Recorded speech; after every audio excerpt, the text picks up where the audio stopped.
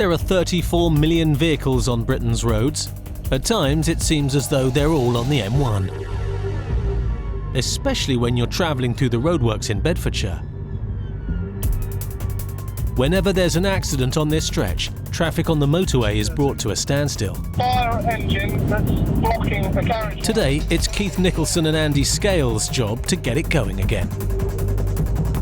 We got dispatched to what was described as a two-vehicle collision in the contraflow somewhere near Toddington.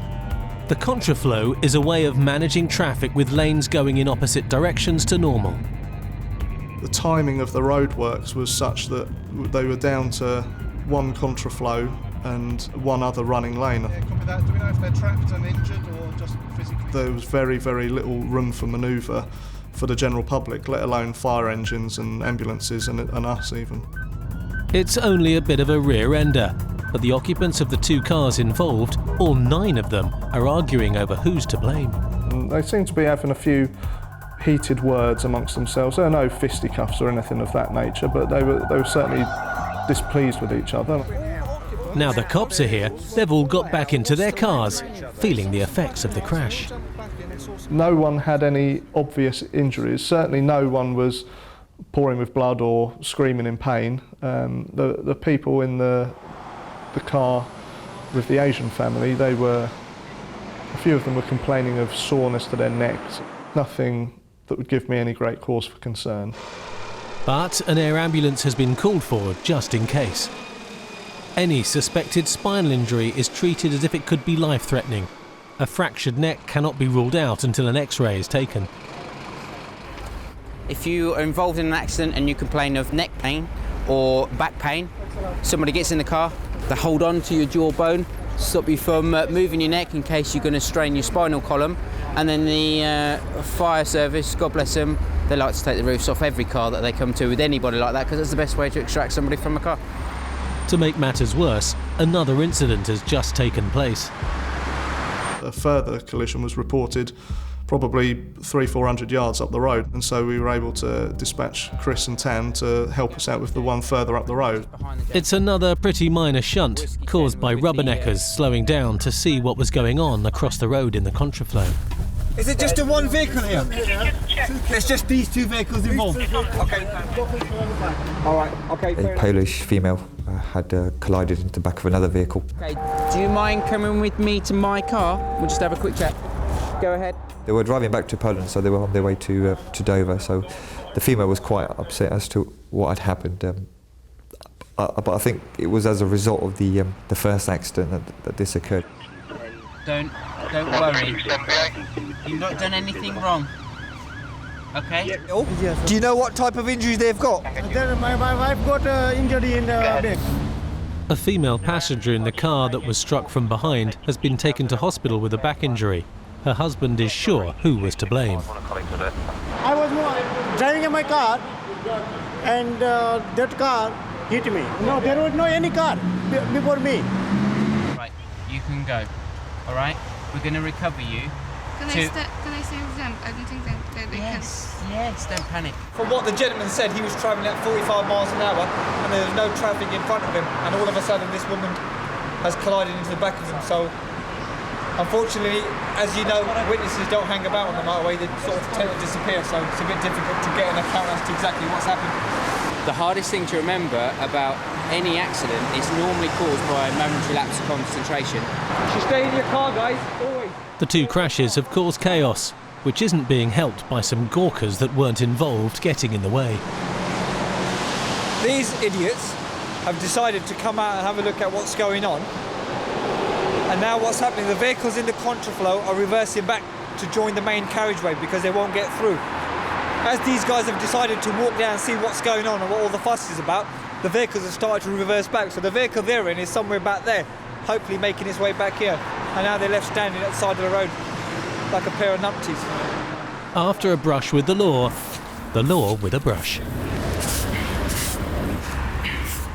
Once the vehicles had been recovered, we were happy that it was all clear. We went down to see if we can offer any assistance for the first one.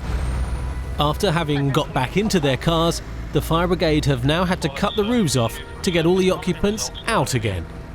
They couldn't take any risks with the injuries they were claiming to have suffered. No, it's complete overkill. They've seen some flashing lights in the distance, they've jumped back in the car. As far as I'm concerned, they're only after compensation. The cops suspect they're making the most of the situation. They've even got a name for this kind of behaviour. So we think it's a bit of bash cash, which is our technical term for let's get as much money out of this as possible. What annoys us and gets on our nerves more than anything is the inconvenience to every innocent person passing, and also the cost of 3 emergency services, plus a helicopter, plus the highways agency, plus everything else that's involved, recovery, all that we have to pay for just for a bit of compo. Unfortunately, it's virtually impossible, even for a doctor, to diagnose or disprove whiplash. Which car was she in? The front one, the Kia. OK, can I take her details, please? So I've got no doubt that it was a pure accident.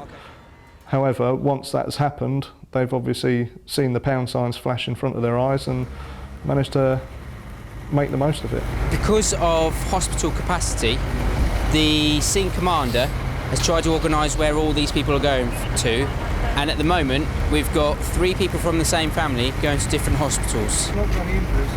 They've got C-spine, bash cash neck and abdominal pain. So they're all at the L&D? They're all at the L&D. It's preposterous.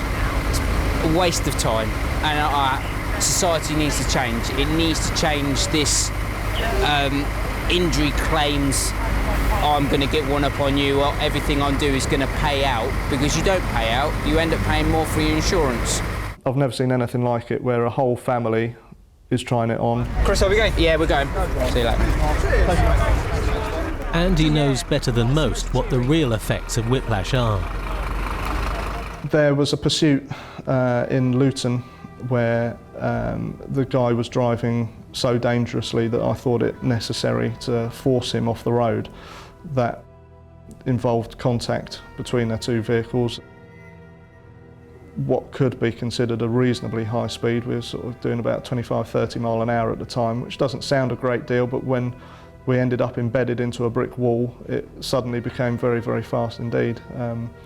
And it was from that I sustained a bit of whiplash.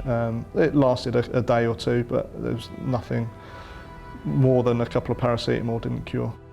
I had a day off work. It didn't necessitate any compensation at all. It was one of those things, and you just get on with it. Thankfully, pursuits are becoming much more rare these days.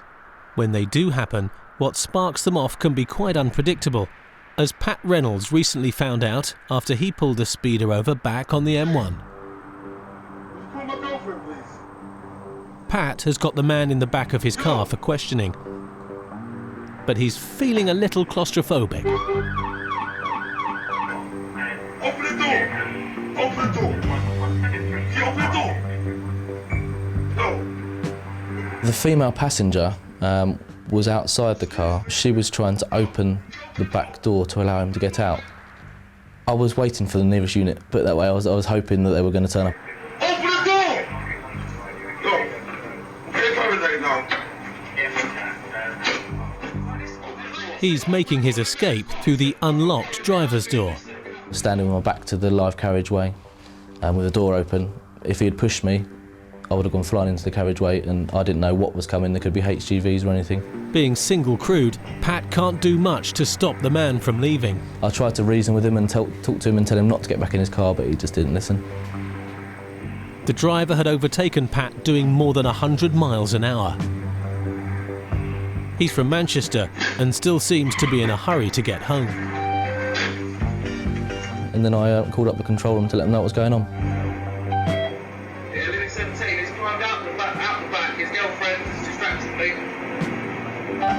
Jumped out, back into his car, he's now failing to stop. M1, junction 8 to 9. He said he's heading to Manchester, gave me false details. Very aggressive. Probably found to stop maybe 3 or 4. His driving was dangerous. He didn't have any sort of consideration for the other road users. The car was fishtailing. The man's trying his chances off the motorway. Off the junction 9. Luckily, there wasn't too much traffic this time of night. It was about 12:01 in the morning. There's a traffic vehicle going the other way who was trying to join me. And a sensible train driver and a sensible vehicle. The road conditions are dry, the weather conditions are good. What the man doesn't know is that he's heading straight for the scene of a possibly fatal accident.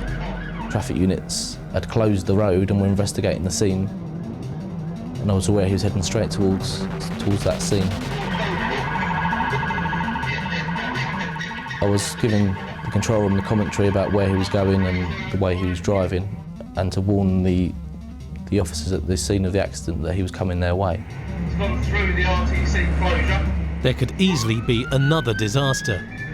And luckily, the officers had heard my commentary and were aware that he was coming, so they had all got off of the carriageway. And they'd left behind a stinger on the road surface. It used to be down to 3 wheel. It was just his luck to come this way. Another traffic cop has deployed another stinger, and he's running on rims. Aggressive, very violent, so beware. He's travelling on the wrong side of the road now, and there's a car coming towards him on the right side of the road. So the marked traffic car takes over. The stinger has slowed the man down. Now the cops are going to stop him.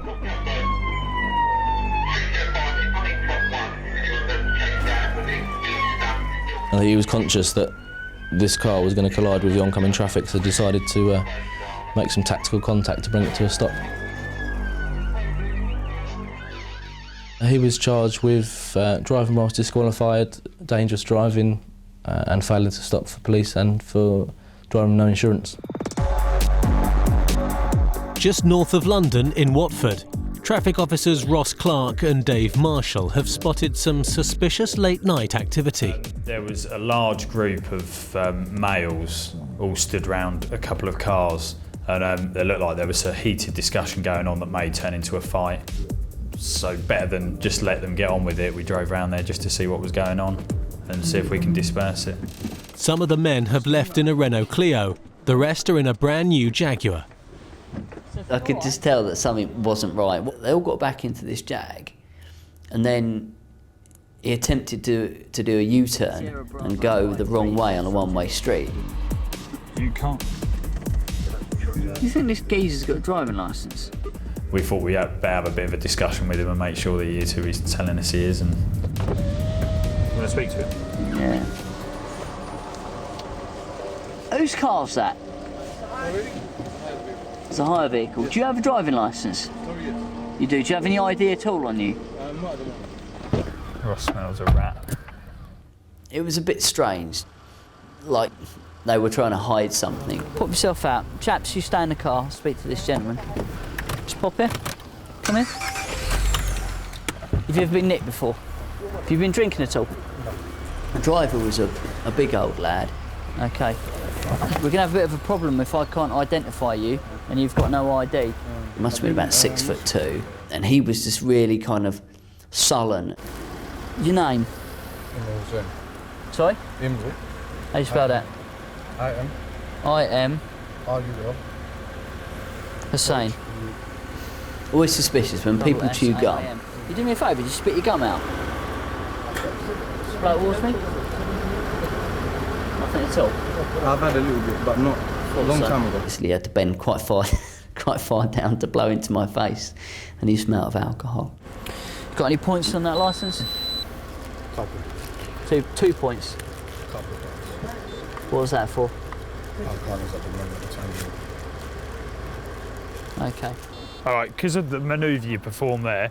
Manoeuvre? Yeah, doing a U-turn to go the wrong way down a one-way street, and you've just admitted having some alcohol. No, it's going to need you to blow into that for me. You need to take a deep breath and blow. Keep going, keep going. That's it. Can I have Pull the end off of that. Please?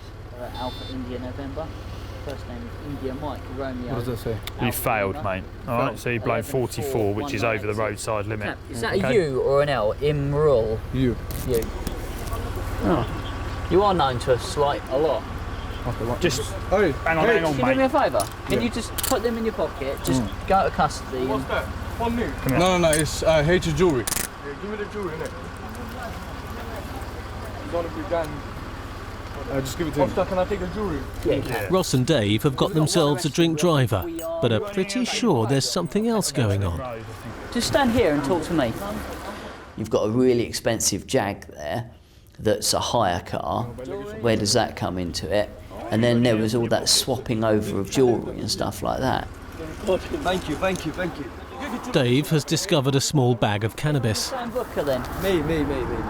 What's that? Right, you're under arrest. Much to the man's amazement. Any more on you? Here you go. As if I just planted it on him or something. I don't know what he was thinking there. But yeah, and then he says, this is your jacket to his friend. And his friend very quickly says, but that's not my drugs. Right, this was in that jacket. Then it's not mine. But yours then, innit? this wasn't my jacket. Imrul is going to be taken to the Nick. His friends, a pretty mixed bunch, are still riding for a fall. And there was a little lad who was probably only about 18 years old. Then there was a guy in a suit who was really smartly dressed. And then this chap in shorts and sort of casual wear. One looked like he'd been to a wedding. The other one looked like he'd been to a barbecue.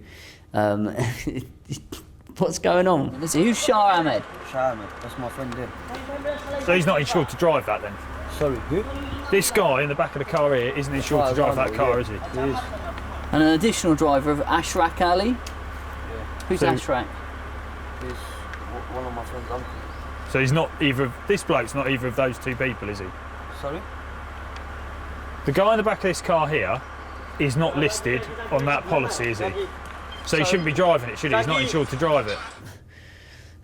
It was just a nightmare because I was trying to deal with them and they were all just talking at me at once. Why are you taking the car?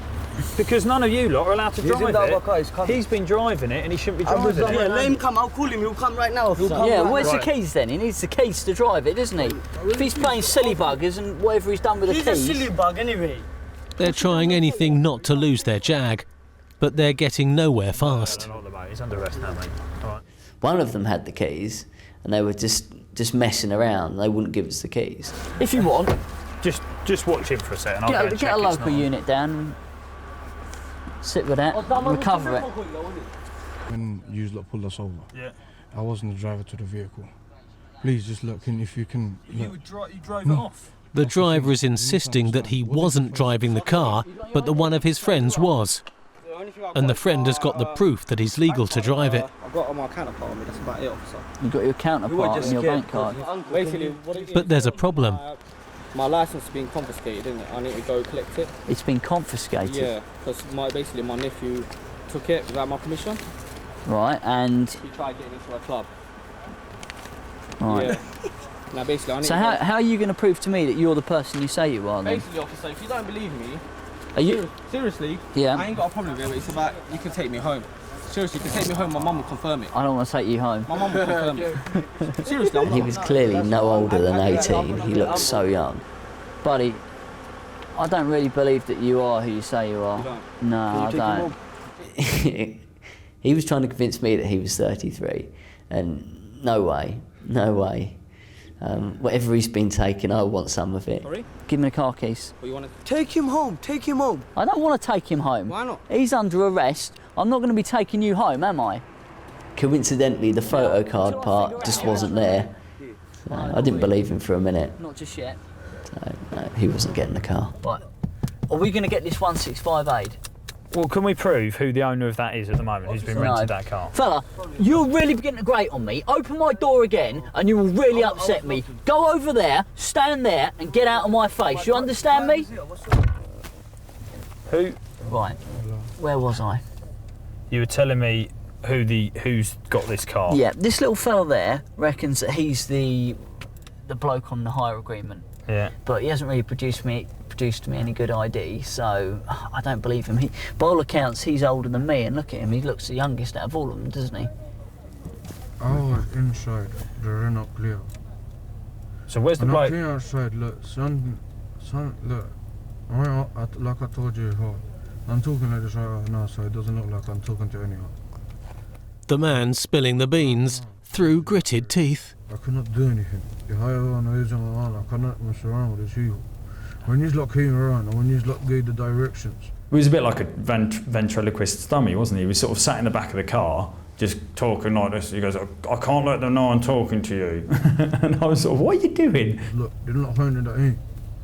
They're not finding that me. I cannot say anything. If anything I'll get jumped by the whole of them. He's going, they'll beat me up if they know I'm talking to you. You sort of think to yourself, why? They don't know what you're saying to me. They can't be the world's best lip readers. It's 5 in the morning and backups arrive to supervise the recovery of the Jag and to disperse the young men. Their dumb friend, meanwhile, is going to custody. The only route out of that situation was him going to a police station, whether he liked it or not. And he could tell me everything under the sun, but the only way he was going was to that police station to do another breath test and to find out who he really was.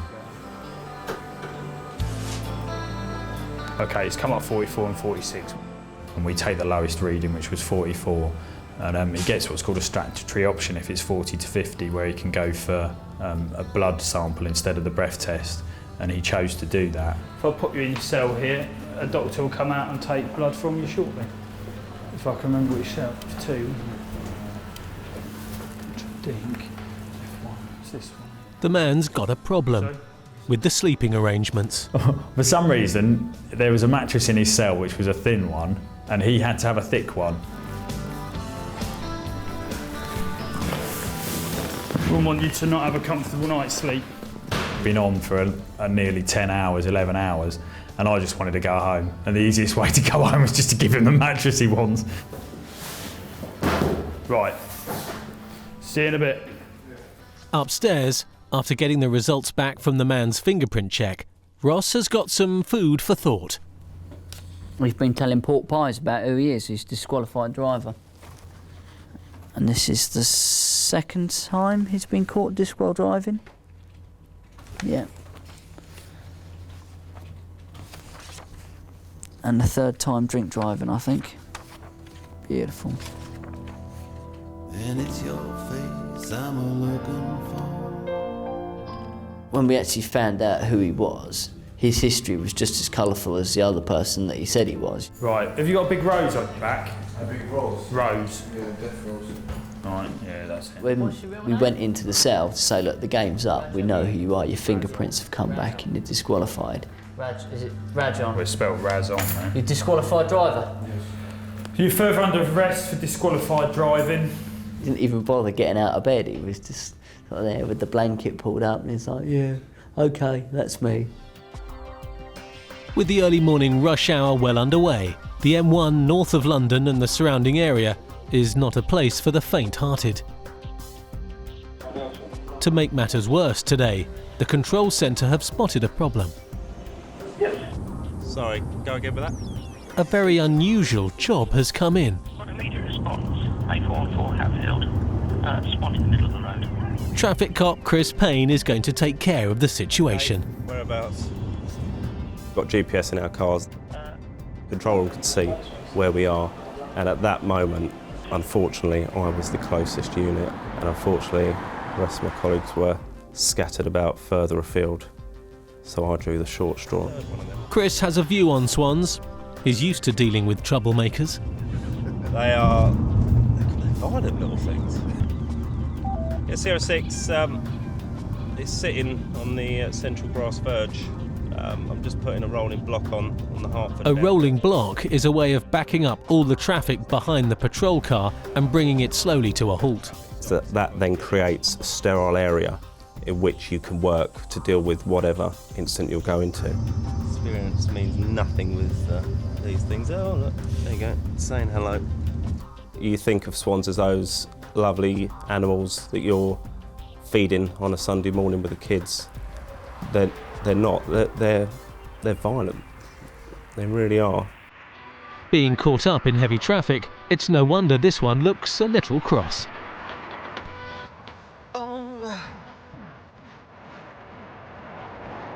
We have heard of incidents in the past where a swan flapping out when someone is trying to grab hold of it has broken people's arms. They are so strong. They don't look it. It's turning into a bit of a wild goose chase for Chris. You don't know what they're going to do, and they can do anything without any warning.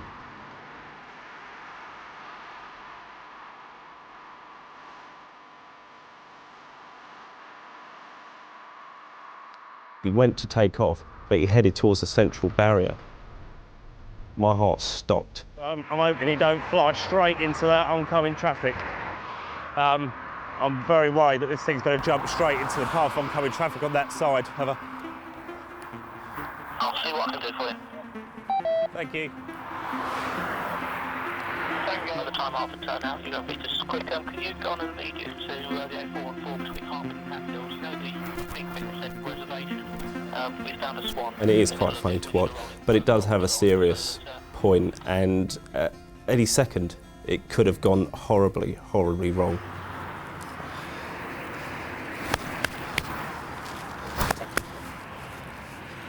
Unfortunately, my applause is not helping him get up off the ground.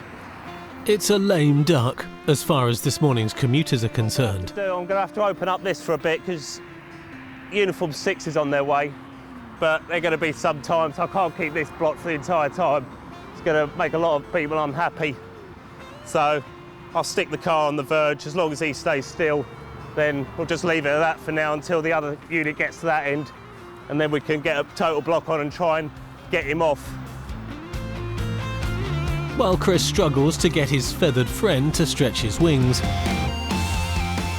a few miles away, Ross and Tim Hill have got an altogether more menacing job coming in. Start making your immediate Southlands, please, for a high Whiskey 3, we're in Southlands Village now. A car connected with a major crime has been spotted nearby. BMW 1 Series in grey, I believe. It's a high act report. I'm just running it through now. 120 in silver, male keeper from Plymouth. High monitor crimes, substantiated intelligence that this male may carry a firearm. So it's a monitor only. Monitor only, please. We've received a call on the radio to say that a vehicle had activated the ANPR camera. The ANPR camera is one of thousands of fixed roadside number plate reading cameras in a network spread across the country that is virtually inescapable. Came across and said that there was very good, credible intelligence by Avon and Somerset Police that the chap who owns and drives this vehicle is involved in gun crime and will have a gun, will have a firearm on him. To their horror, Tim and Ross have found the BMW like a shot. Oh, it's it. Tango 1 Whiskey 3, can I come in? So at that point I was like, yeah, I don't really want to be stopping this, I'm quite nervous. The car is heading down the A1 into London, an unfamiliar territory. Whiskey 3, go ahead. Yeah, we're behind that vehicle with the firearms marker. We are approaching Apex Corner. The controller has got some rather chilling news about the suspect. This male believes to be wanted for murder. Okay, a little more serious, okay. At that point, knowing what the offence it had been involved in, we were feeling quite twitchy. Whiskey 3, vehicle lane 1 of 2, 40. We're still behind it, appears to be one male occupant. Can't see whether he's black or white, and we're approaching Mill Hill Broadway roundabout. You couldn't see because the headrest was in the way. You also couldn't see through the mirrors because they were tinted mirrors. So we really didn't know what we got at that point. Leave a big gap in case he gets out with a gun. I suspect the Met will get one of their Trojan units or a couple of their Trojan units to do some kind of a hard stop on him. The problem is us patching through to them, getting through to them, and then them getting to us. You know, it could be another 10 or 15 minutes. If he comes to a stop before the Met get here, what are we going to do? Because if the male suspected of being wanted for murder is, you know, carrying a gun, then I don't really fancy spraying him with Parva. The potential of a firearm in that vehicle is quite a scary thing, so we treat it with extreme caution. It's a watching and waiting game for Tim and Ross. Only the Met Police's firearms teams will be able to apprehend the BMW driver. It's the not knowing what's going to happen next scenario. The whole gun thing unnerves me a little bit, what they said. I think that was a Trojan unit gone all the way. When I heard their Trojan vehicles, which is their armed response vehicles, when I heard the Trojan call signs called up, I was like, oh, thank God for that. How far away are they? 2 marked ARVs coming towards you. As you see it in your rear view mirror, if you just pull to the left hand side and let us pass, please.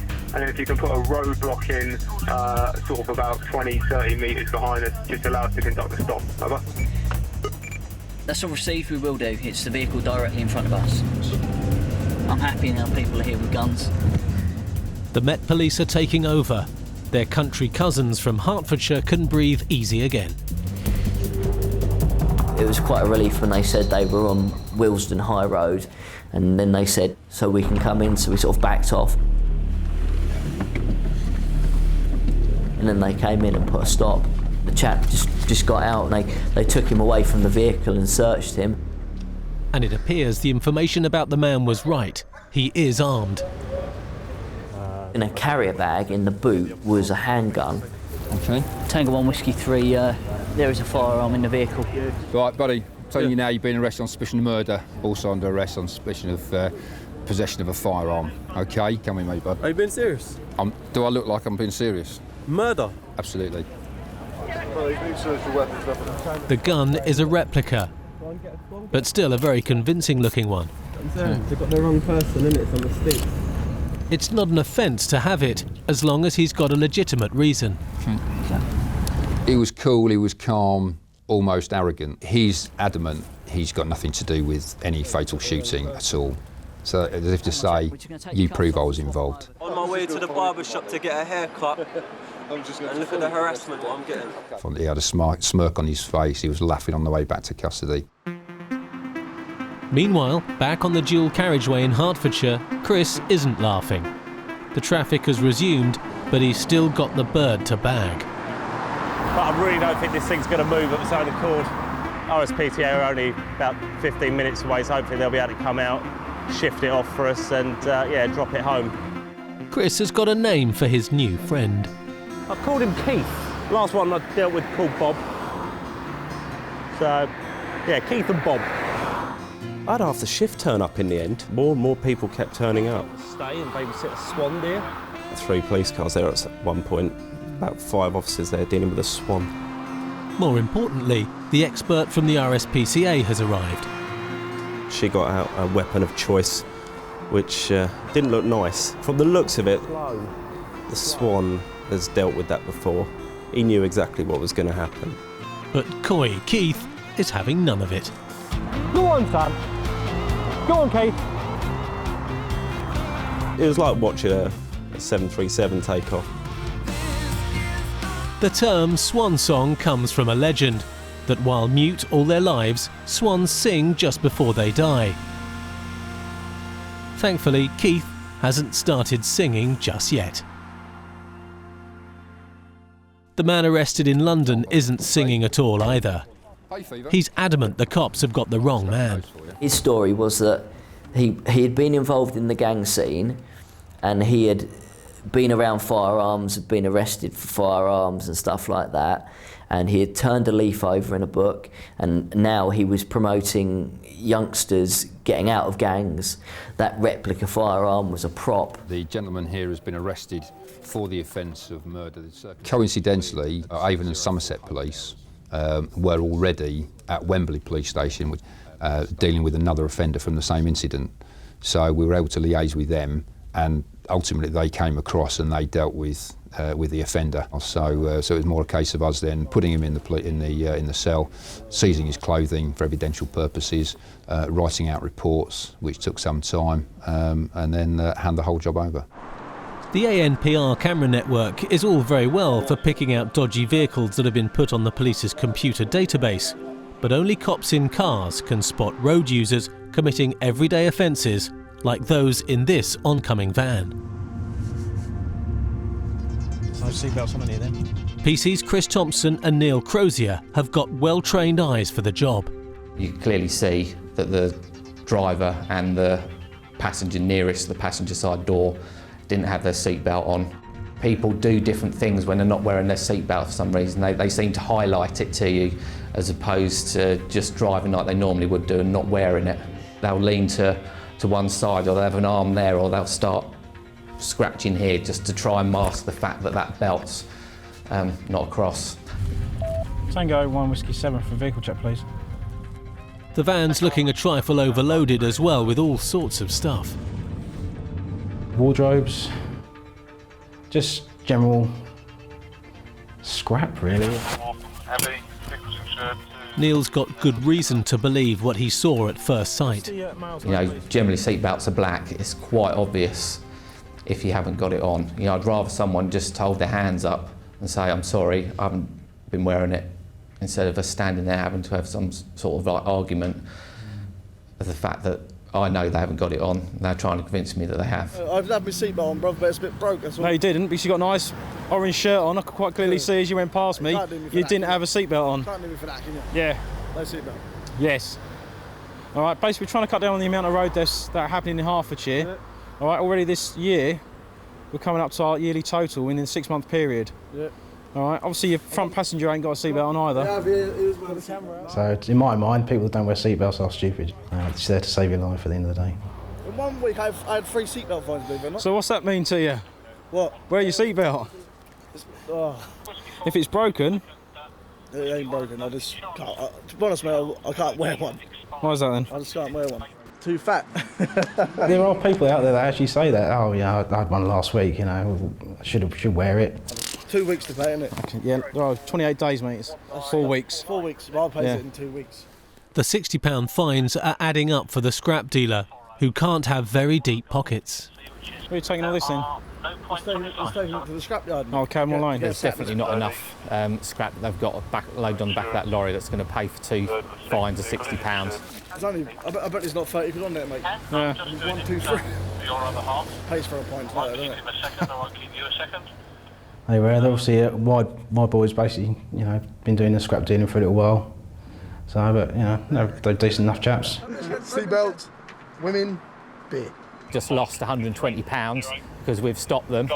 So it's going to be probably a very long day for them when they've got to go and find some more stuff to go back and pay for their seatbelt tickets.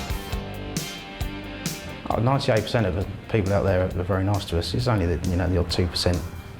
I think we've got better things to do with our time. It's the old cliche, you know, they're catching burglars, murderers, robbers, all that type of thing. Moments after dealing with the scrapmen, Chris and Neil have all of a sudden got something better to do: catch a speeding van driver. The blur, he's literally, as we're coming up to the roundabout, he's emerged from our right-hand side and has gone around the roundabout like a bat out of hell. So myself and Neil decided that gonna have a little chat with this chap. His driving leaves a little to be desired, to say the least. Crossing the white chevrons, undertaking people. He overtook another car, then slammed his brakes on and did a left turn right in front of this car. It wasn't too hard to get behind him. Obviously there was a car in our way, but as he's gone down the lane, we managed to use our blue lights and 2 tones, and that pulled over for us and obviously managed to stop him. Vehicle check, please. Sierra 954 Foxtrot Bravo Whiskey. Sierra 954 Foxtrot Bravo Whiskey. Didn't seem too happy that it had been stopped. Why do you think we want to talk to you? It's going too fast right now. Too fast? Okay.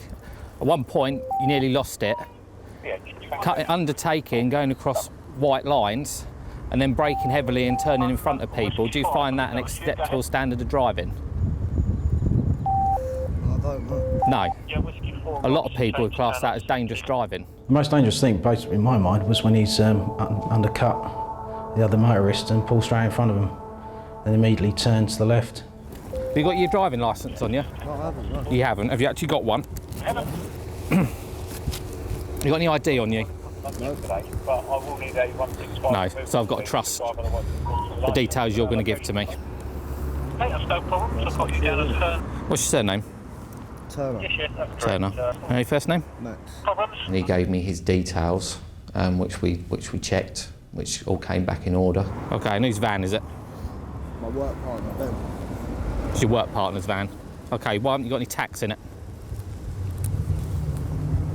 I don't know, I ain't been taxed since he had it, I don't think. Okay. The alarm bells are beginning to ring. Has it got an MOT? Yeah. It has. Okay, have you got that on you? The digging is getting to Mr. Turner. Tango 1 Whiskey 7. He's not Mr. Turner after all. Right, okay. He gave Neil a false name which at first we didn't realise. It was only basically as I've gone round into the vehicle to the near side to take out his tax that I've noticed he's got badges, ID badges hanging from his gear stick. And at that point, I noticed a nice little picture of him on there with his proper name on it. So at that point he's decided to come clean.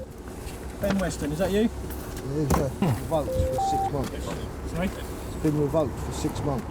Mr. Weston's a disqualified driver and in big trouble. I'm going to point out a number of offences to you. Okay, first one's going to be dangerous driving, because in my view, the driving that I've seen, okay, falls well below that of a competent driver. Okay. Second one is obviously using a vehicle without a valid tax disc. The third one is going to be dependent on what comes back on your driving. If you're right, you're driving otherwise accordance with a licence. Why are you using the van? To be fair, I've just had the biggest row with my missus. I've come out in a hump and I was going to my mate's house to try and chill out. Right. But I know that ain't no excuse, you know what I mean? At the end of the day, I shouldn't... So if you'd been driving like everyone else, we wouldn't be having this conversation now, okay? Because you obviously worked yourself up. That's culminated in your driving, okay? And it could have ended up being a lot worse. You have a little bit of sympathy for him, you know, because of the domestic side, but, you know, from the other side, you know, he's not supposed to be on the road. He's driving like an idiot. I know I've done wrong. Okay. The man's van is going to be seized under Section 165 of the Road Traffic Act. Why are these people driving when they fully know that, you know, they haven't got a licence, and obviously his consequences are going to be slightly harder now for him? The cops have got a brand new way of processing disqualified drivers. With disqual driving now, we don't have to arrest the person and take them into custody. Okay, once upon a time, any disqual drivers get arrested, they go down to the police station, we have to do an interview, all the custody process. Okay, so if you've ever been in custody, that's the process that we go through. Okay, now what we do is we'll do an interview here because I've physically got the camera here. I think he thought he was going to get arrested, and when I told him that we were going to deal with it there and then, in a way he was quite relieved, and he was quite happy to talk to me about what had gone on. And how do you feel about what's happened? I'm gutted really, you know. I shouldn't have done it. It's my own fault, isn't it? Okay. Stupid things will have stupid consequences. So. Have you got any questions that you want to ask me about any of those? Not really, no. No. I'd like to apologise, obviously, you know. Just need to go through the seizure form for the van, which my colleague's going to fill out there for you. Just been driving normally, we probably wouldn't have stopped him because we'd had no need to. How much stuff you got in the back? All my work tools and work equipment. The man's an aerial installer and he's well kitted out for the job. How much of that do you need? The van was absolutely loaded with stuff. Must have spent 5 or 10 minutes literally stripping the back of the vehicle out. Never actually seen anyone ever take so much stuff out of a vehicle to take with them.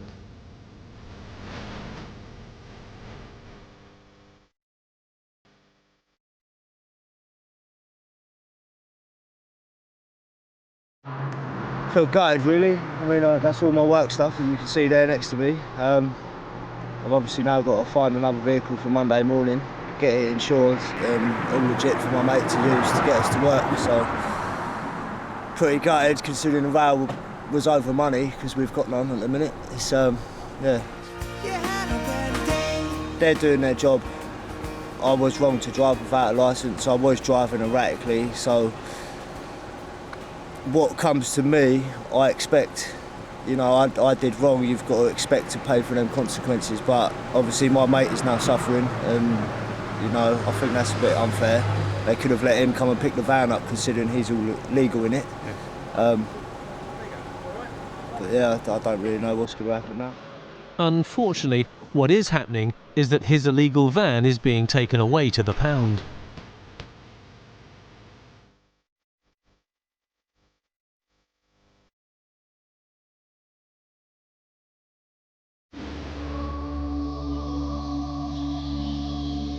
Whilst the traffic cops are constantly looking out for bad drivers, they're also always on hand to rush to emergencies. In Bedford, A report of an accident has just come in. PC's Chris Norton and Tanvir Hussain have taken the call. 2 vehicle injury, RTC Cardington Road. They've asked for a traffic unit to come along. 2 special constables attended the scene first and obviously started to get details. Then it transpired the female who was in the vehicle was complaining of neck pain. And there was talk of having her cut out of the vehicle. So when that information came to light, we decided to head down and see what was going on. It's in a nearby Tesco's car park, not the kind of place you'd expect a serious crash. What's going on? It's here, car park entrance. It was on the approach to the petrol station and the exit of the car park. Hello, mate. Hello, nice mate. How you doing? You right? She smashed into that taxi there. It's quite clear as to what had happened. How are you, my friend? You all right? Taxi vehicle was looking to pull onto the forecourt to fill up with some petrol. Unfortunately, the lady who was approaching the giveaway most probably come out and T-boned the taxi driver.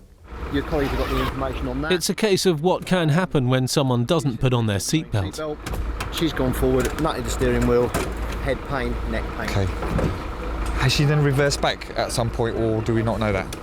I haven't been told that she moved. I think she hit in and then bounced back. When I got there, handbrake was off. I was going to say, yeah. So okay. I applied the handbrake. Fair enough. I think it's automatic as well. Oh, is it? Okay. Worse. So it's quite apparent who was at fault.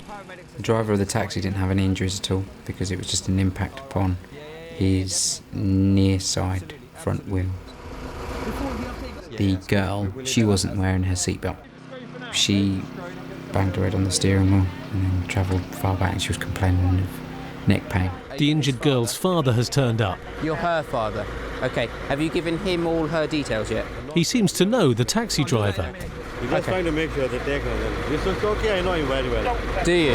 The handbrake's been down. She's hit that car and it's a bit of a gradient and her car's just rolled back nice and slow and it's come to a stop. That's what's happened.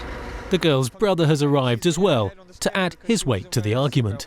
It can be 2 ways anyway. It can be like she put out, but he didn't stop. Hey, listen, mate. Don't get cross. Don't get cross. Every little helps. Don't try and defend your sister. Understand? Don't try and defend your sister because you weren't there. Yeah, but I know, but he wasn't there. He wasn't there too. The police officer wasn't there. I wasn't there. So you're right. Yeah, but all I'm saying is, from experience. From experience. No, but you can't just say that. I've had that experience too. I've had an accident before. You can't just say from experience. All right, listen. Do us a favour. It's best if we don't talk to you for 5-10 minutes. Yeah. Job done, because your opinion's different to ours. Do you want to have a word with your son? His earwigging to what Tam was explaining what was happening, and then he tried to put his 2 pence in and say what happened, even though he wasn't there. Chris has spotted something that might have contributed to the accident. You can understand why she's probably pulled out and pulled into the path of the car because the hedge is quite high compared to her eye line, and if she puts her seat back too far, she's obviously not going to be in the correct driving position. She looks quite slumped down already. That's the importance of having your seat upright so you can maintain maximum height when in the car. Fire service are doing the usual. They're going to create a crab below. I think it's merely a precaution more than anything. It's going to be whiplash and a dented pride more than anything. Worst thing you can do is move somebody who's got a neck ache out of a car and then they've got a broken back because the vertebrae are quite delicate, and you're going to be in the line of fire if they're later on down the road they've had a broken back and they're looking for compensation. The paramedic attending the scene is an expert in these kinds of injuries. I come to a lot of accidents and I see this a lot, but I don't thoroughly understand why. If we miss a possible fracture, there's a greater risk that actually we could kill the patient. Okay, and how would that happen? Because the controls for the heart and lungs, the nerve pathways, come out through vertebrae numbers 3, 4 and 5 in the back of your neck. All right. That will stop your breathing. Yeah. And that will stop your heart working. Can you demonstrate how that would happen? No. No? I'm not going to kill myself. So theoretically, she's thrown her head forward. Yep. She's thrown her head backwards. Yep. Right, so she might have damaged those 3 bones within the back of the neck. Yep. And if they sever the spinal cord at that point, they're dead. So how would you sever the... So why do you mobilise the neck? A shear rotation, so they snap over each other, or they twist round. So if I look left or right... Yep, or up and down. Up and down. To an excessive degree, you can actually cause the bones to break and separate, and that would cut like a knife through butter. And that's it, you're dead? And once they're gone, potentially they're dead. And that's why we worry about the neck. Roof comes off, because we then have a greater area to work on for putting boards in or getting the casualties out in a smoother manner. Changed my appreciation for the injuries that could be involved. It's easy to see why such care is taken with suspected whiplash sufferers when the stakes involved are so high. However, despite falling numbers of car crashes, insurance claims for whiplash are rising. One is made every minute of every hour of every day. Most claims are genuine, but a lot aren't. Because of the difficulty of proving or disproving whiplash, it's fast becoming the fraud of choice for an increasing number of people. We have a problem of staged accidents in this country where people are actually staging an accident. These are often organised by highly efficient, effective criminal gangs who put in a claim for damage to a vehicle, and included in that will be claims for whiplash. And because whiplash is notoriously difficult to prove or disprove, it's an area that's rife for exploitation. The fraudsters choreograph this kind of accident so cleverly that it's virtually impossible to detect any wrongdoing. Their favourite locations are the approaches to roundabouts, or as PC Neil Crozier is discovering this afternoon, it can be the slip road onto a motorway. The vehicle had gone into the back of another one as they were joining the main carriageway. Peter Jackson spoke to the driver. Is that the only thing you remember? The car in front was blue? Yeah. What was it, a saloon? Was it a small car, big car? Small car. Want to speak to the other one? Yes, please, mate. The driver is claiming a vehicle, which has now disappeared, stopped in front of him, causing him to slam his brakes on. A hapless female driver then ran into the back of him. PC Moody spoke to the female driver of the Honda, and I was talking to the gentleman in the back seat of the Vectra. You're going like that? No, I know go hospital. I go to Reading. Have you got any neck pain? Okay, no. You're hesitating when I'm asking you. You either have or you haven't. The female that made the call, she's often a little bit concerned about the nature of the accident itself, because in her eyes she viewed it as being a little bit suspicious. I was coming along the slip road onto the motorway, and there were two cars in front of me, and the motorway was quite clear, and the car in the first car just seemed to stop all of a sudden, and the car behind it stopped. I saw his brake lights come on straight away, but he didn't go into the car. And obviously I was accelerating to pull onto the motorway because it was clear, and I put my brakes on as soon as I saw his, and I couldn't do anything. I just smashed into the back of him. The accident bears the hallmarks of a classic case of bash cash. And as she's moved over to the hard shoulder, the courser at the very front has driven off and hasn't stopped, and in her opinion it would have been of the understanding that an accident had occurred. Moving forward, that vehicle at the front, we don't know what actually happened. One blue vehicle like that, match brake and Kashi match brake as well, and that's when we had some collision at the back. Cars, just vanished into thin air. And then the guys in the middle car got out, and one of them came towards me. He didn't threaten me, but he was quite aggressive. I was obviously very shocked, and he swore at me and asked me what I was doing. And then he came out clutching his head, and the other guy came out clutching his back. You've got back pain, you've been advised to see your doctor. At least then it covers you and details what you say is there. The driver came up and said, I phoned the police already, but I've told the ambulance not to come because nobody's been hurt, and I told the police not to come because we're all okay, aren't we? And he said, who are you on the phone to? And I said, nobody, I'm just having a look at it. But I was still the operator who kept the line live because I was a bit concerned. Front seat passenger says that they've been coming up the slip road. A small blue vehicle has just randomly jammed the anchors on in front of them. He said he doesn't know where it's come from, just suddenly appeared. His mate slammed the brakes on as well, and they've had a shunt from behind. So... Is that both passengers have said that? No, just the one from the front seat, which is the one that's claiming that he's got neck pain, headache, and lower back pain. Apparently has said also a blue car. The driver said a red car. So what I'll do is I don't know. You'll get reported to the insurance fraud unit. People might get their reds and purples and pinks, that sort of thing mixed up, but red and blue, it's one or the other. Hello, mate. As far as insurance companies are concerned, The car behind in an accident is nearly always deemed to be the one at fault. RTC. We've got the driver that's complaining of minor injuries. We've got front seat passenger saying that he's got stiff neck, lower back pain, sudden jolt from behind, and basically that's about it. Front of Vectra, yeah? Yeah, Vectra's vehicle number 2, so that was at the front, and the offender vehicle's gone up the back. Right, So, no one in the back one complaining of anything, just the front? Not as far as I'm aware. I think when we arrived and we could see how clear the motorway was, looking at the skid marks and taking the accounts from the people, I think it was fair to say that there was some kind of foul play there. That somebody potentially had stopped in order for her to collide into the rear of them. If it's a setup, then it's awful. And it's just lucky that I wasn't injured. And they weren't injured, they were part of it. They have been injured as well, really. Unfortunately, it's one of those incidents that's that we call a crash for cash incident, where the vehicle has stopped and the occupants of that vehicle will then claim compensation for injuries that they may have sustained. Yeah, if it's a setup, I feel sick about it, actually.